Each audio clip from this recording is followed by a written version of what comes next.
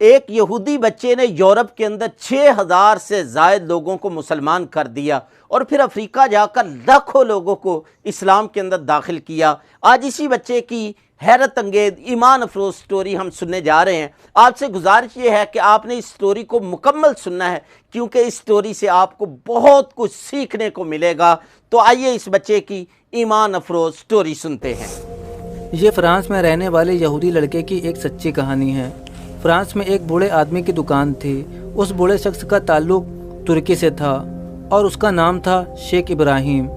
اس کی گروسری یعنی کھانے پینے کی چیزوں کی دکان تھی اور اکثر لوگ وہاں خریداری کے لیے آیا جایا کرتے تھے۔ جس بلڈنگ میں یہ دکان تھی اس بلڈنگ میں ایک یہودی فیملی بھی رہتی تھی۔ اس فیملی میں ایک 10 سالہ یہودی لڑکا بھی رہتا تھا جس کا نام جیک تھا۔ وہ اکثر اس دکان سے کھانے پینے کی چیزیں خریدنے کے لیے جایا کرتا تھا۔ وہ جب بھی اس بوڑھے مسلمان کی دکان پر خریداری کے لیے جاتا تو چپکے سے چاکلیٹ چوری کر لیتا تھا اور اسے سامان میں چھپا لیتا تھا۔ حالانکہ اس بوڑھے مسلمان دکاندار کو پتہ چل جاتا تھا، لیکن وہ پھر بھی خاموش رہتا اور مسکرا کر یہودی لڑکے کو دیکھتا۔ ایک بار وہ یہودی لڑکا دکان پر آیا۔ اس نے کچھ چیزیں خریدیں، لیکن اس نے چاکلیٹ چوری نہیں کی۔ جب وہ دکان سے جانے لگا، مسلمان دکاندار نے کہا، تم ہمیشہ چاکلیٹ چوری کرتے ہو، آج لگتا ہے چاکلیٹ چوری کرنا بھول گئے۔ یہ سن کر یہودی لڑکے کو بہت شرمندگی ہوئی۔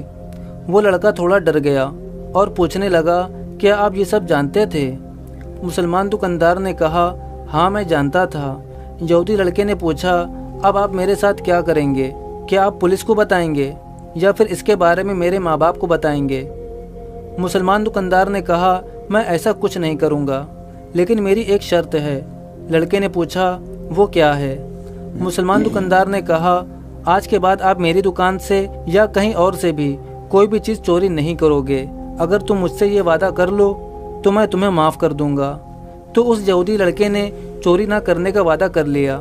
مسلمان دکاندار نے کہا، میں تمہیں ڈیلی چاکلیٹ دوں گا، تمہیں چاکلیٹ چوری کرنے کی ضرورت نہیں۔ وہ لڑکا اس مسلمان دکاندار کے اخلاق سے بہت خوش ہوا۔ اب وہ لڑکا روز اس دکان پر آتا، گھر کا سامان خریدتا، چاکلیٹ لیتا اور اس دکاندار سے باتیں کرتا رہتا۔ اسی طرح وقت گزرتا گیا اور وہ لڑکا جوان ہو گیا۔ یوروپ کا جیسا کلچر ہے، بچے جب جوان ہوتے ہیں تو انہیں اپنا خرچہ خود اٹھانا ہوتا ہے اور اپنی مشکلات کا خود سامنا کرنا پڑتا ہے۔ ایسا ہی اس یہودی لڑکے کے ساتھ بھی ہوا۔ اس کو کوئی بھی پریشانی ہوتی وہ اس مسلمان بوڑھے دکاندار کے پاس آتا اور اسے اپنی پریشانی کے متعلق بتاتا، اور مسلمان دکاندار ہمیشہ اس کا حوصلہ بڑھاتا، اسے تسلی دیتا۔ ایک دن وہ لڑکا بہت پریشان تھا اور اس مسلمان کے پاس آ کر اسے بتانے لگا تو وہ بوڑھا مسلمان اٹھا، تھوڑی دیر کے بعد ایک کتاب لے کر آیا اور اس لڑکے سے کہا، اس کتاب کا کوئی بھی صفحہ کھولو۔ جیک نے ایک صفحہ کھولا۔ اس مسلمان نے اسے پڑھنا شروع کیا۔ 2 صفحے پڑھی اور پھر جو کچھ بھی پڑھا اس کی تفصیل اس لڑکے کو سمجھائی اور پھر اس یہودی لڑکے کو اس کی پریشانی کا حل بتانے لگا۔ یہ دیکھ کر وہ لڑکا حیران تھا کہ یہ کتاب کیا ہے اور اس نے 2 صفحے کیوں پڑھی۔ اس کو اس وقت یہ بات سمجھ نہ آئی۔ اس طرح کچھ دن گزر گئے۔ ایک دن جیک دکان پر آیا، لیکن وہ بوڑھا مسلمان دکان پر نہ تھا۔ جیک نے پوچھا تو معلوم ہوا کہ وہ بوڑھا مسلمان بیمار ہو گیا تھا، اب وہ مر چکا ہے۔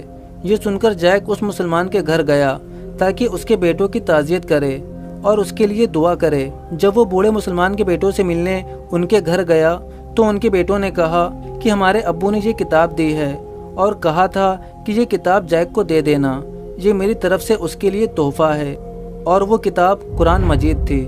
جیک قرآن کو لے کر گھر آیا اور اسے الماری میں رکھ دیا۔ اب جیک کو جب بھی پریشانی ہوتی اس بوڑھے مسلمان کی یاد آتی اور اسے وہ واقعہ بھی یاد آتا کہ کیسے اس نے قرآن مجید کو کھول کر پڑھا اور پھر پریشانی کا حل بتایا۔ اس نے قرآن کو کھول کر دیکھا لیکن وہ عربی میں تھا اور جیک کو عربی نہیں آتی تھی۔ اس نے سوچا اسے کسی مسلمان کے پاس جا کر اسے پڑھنا چاہیے اور وہ کسی مسلمان کو تلاش کرنے لگا۔ آخر وہ انڈونیشیا کے ایک مسلمان سے ملا جس کو عربی اور فرینچ آتی تھی۔ اس نے کہا، میں یہ 2 صفحے پڑھنا چاہتا ہوں، تم کوئی سی بھی 2 صفحے پڑھو اور اس کا مطلب مجھے سمجھا دو۔ اس مسلمان نے قرآن مجید کے 2 صفحے پڑھے اور اس کا ترجمہ اسے بتایا۔ جیسے ہی جیک نے ترجمہ سنا وہ رونے لگا کیونکہ اسے اپنی پریشانی کا حل مل چکا تھا۔ جیک حیران تھا کہ یہ کیسی کتاب ہے، کہ 2 صفحے پڑھنے سے آپ کو پریشانی کا حل مل جاتا ہے؟ جیک نے اس مسلمان سے پوچھا یہ کتاب کس نے لکھی ہے؟ اس مسلمان نے جواب دیا یہ اللہ کی کتاب ہے، اسے کسی انسان نے نہیں لکھا، اللہ نے یہ کتاب پروفیٹ محمد صلی اللہ علیہ وسلم پر نازل فرمایا ہے، یہ تمام مسلمانوں اور انسانوں کے لیے رہنمائی کی کتاب ہے۔ جیک کو محسوس ہوا جیسے اس کی تمام پریشانیوں کا حل کتاب میں موجود ہے۔ جیک نے پوچھا وہ کیسے مسلمان بن سکتا ہے؟ اس مسلمان نے اسے بتایا کہ وہ کلمہ شہادت پڑھے اور دل سے ایمان لے آئے، اللہ کے سوا کوئی خدا نہیں اور محمد صلی اللہ علیہ وسلم اللہ کے رسول ہیں، تو وہ مسلمان بن جائے گا۔ جیک نے اسی وقت کلمہ پڑھا اور مسلمان ہو گیا۔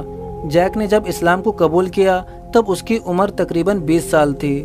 اس نے عربی سیکھنا شروع کیا اور اسلامی تعلیمات کو حاصل کرنا شروع کر دیا، اور پھر وہ اسلام کا ایک داعی بن گیا۔ اس کے بعد اسلام کی تبلیغ بھی کرنا شروع کر دیا۔ فرانس اور یورپ میں اس نے 6000 لوگوں کو مسلمان کیا۔ اس کے بعد اس نے افریقہ کا سفر کیا اور افریقہ میں اسلام کی تبلیغ کی۔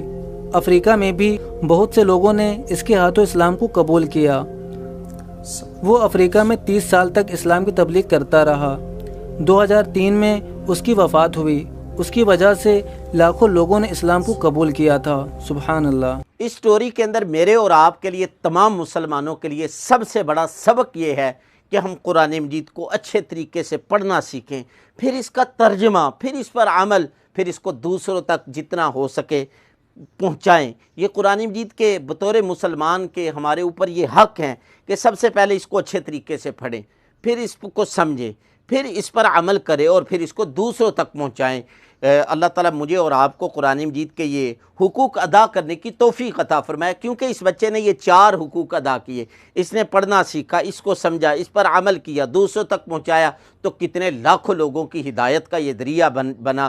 تو آج بھی ہدایت کا سرچشمہ قرآن مجید اور آقا دو جہاں صلی اللہ علیہ وآلہ وسلم کے فرامین ہیں۔ کوئی ہدایت حاصل کرنا چاہتا ہے، سیدھے رستے پر آنا چاہتا ہے، تو یہی سیدھا رستہ ہے۔ اس کے علاوہ دیگر جتنے بھی راستے ہیں وہ سیدھے تو نہیں ہو سکتے، گمراہی کے راستے ہو سکتے ہیں، سیدھے راستے نہیں ہو سکتے۔ اللہ تعالیٰ مجھے آپ کو قرآن مجید کو سمجھنے کی، اس کو صحیح طریقے سے پڑھنے کی، اس پر عمل کرنے کی توفیق عطا فرمائے۔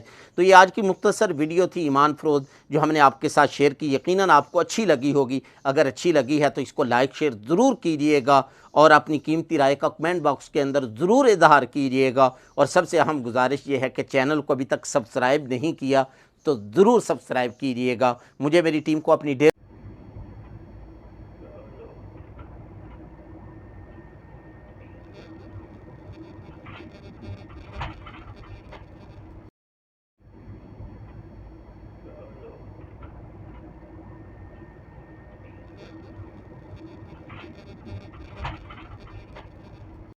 عید کے دن رویا نہیں کرتے میرا بچہ؟ ہنس کے بولو عید مبارک۔ عید مبارک امی۔